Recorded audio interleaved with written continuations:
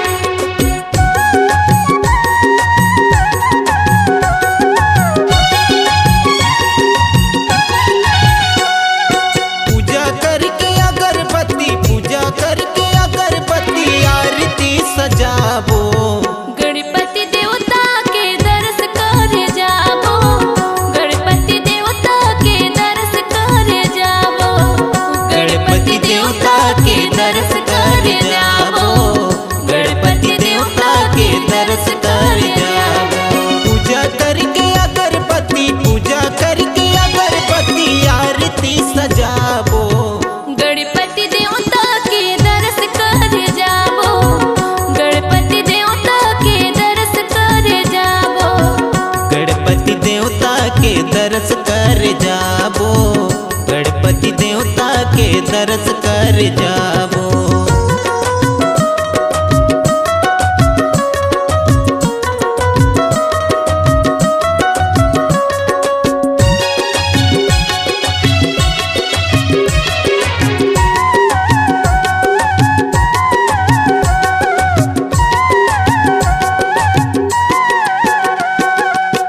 विघ्न हरुया स्वामी नहीं जनेन मरमला, जुर्मिल लैका स्यान करत हन पूजनला।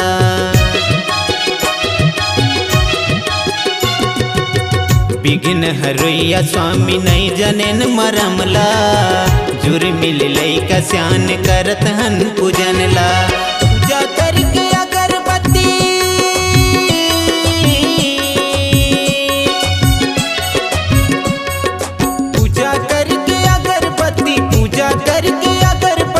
आरती सजाबो, गणपति देवता के दरस कर जाबो, गणपति देवता के दरस कर जाबो।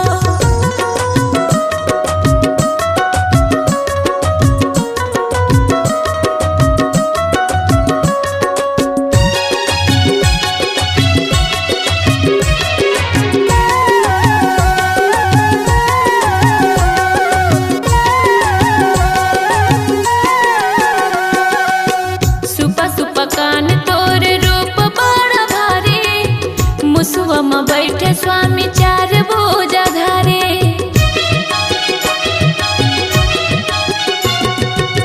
सुपा सुपा कान तोर रूप बड़ा भारी। मुसवा बैठे स्वामी चार भुजा धारे। पूजा करके अगरबत्ती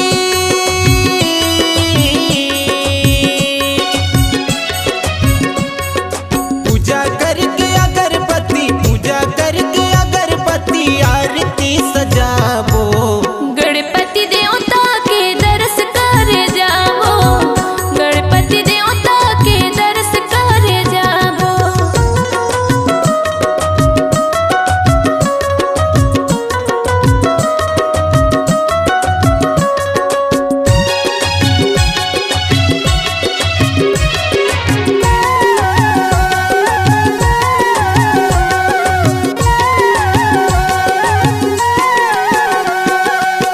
भादो महीना स्वामी लगे तोर मेला, गांव गली शहर पहर होते जय जयकारा।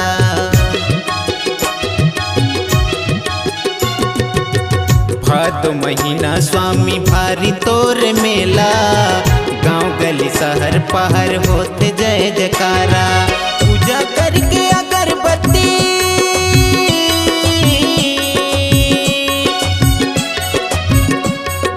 पूजा करके अगरबत्ती पूजा कर गणपति देवता के दर्श कर जाबो, गणपति देवता के दर्श कर जाबो। गणपति देवता के दर्श कर जाबो, गणपति देवता के दर्श कर जाबो। पूजा करके अगरबत्ती, पूजा करके अगरबत्ती आरती सजाबो, गणपति देवता के दर्श कर जाबो, गणपति देवता के दर्श कर जाबो। गणपति देवता के दर्श कर जाबो, गणपति देवता के दर्श कर जाबो। गणपति देवता के दर्श कर जाबो, गणपति देवता के दर्श कर जाबो।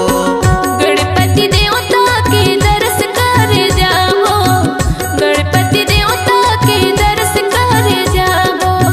गणपति देवता के दर्श कर जाबो, गणपति देवता के दर्श कर जाबो। आपकी आवाज ही आपकी पहचान है।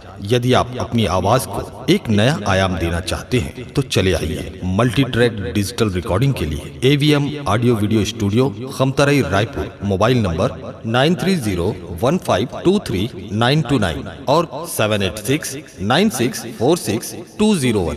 यदि आप नए एवं पुराने गीत सुनना चाहते हैं तो avmgana.com में जाकर गाना फ्री डाउनलोड करें और YouTube चैनल में AVM गाना और KK कैसेट्स को सब्सक्राइब करें।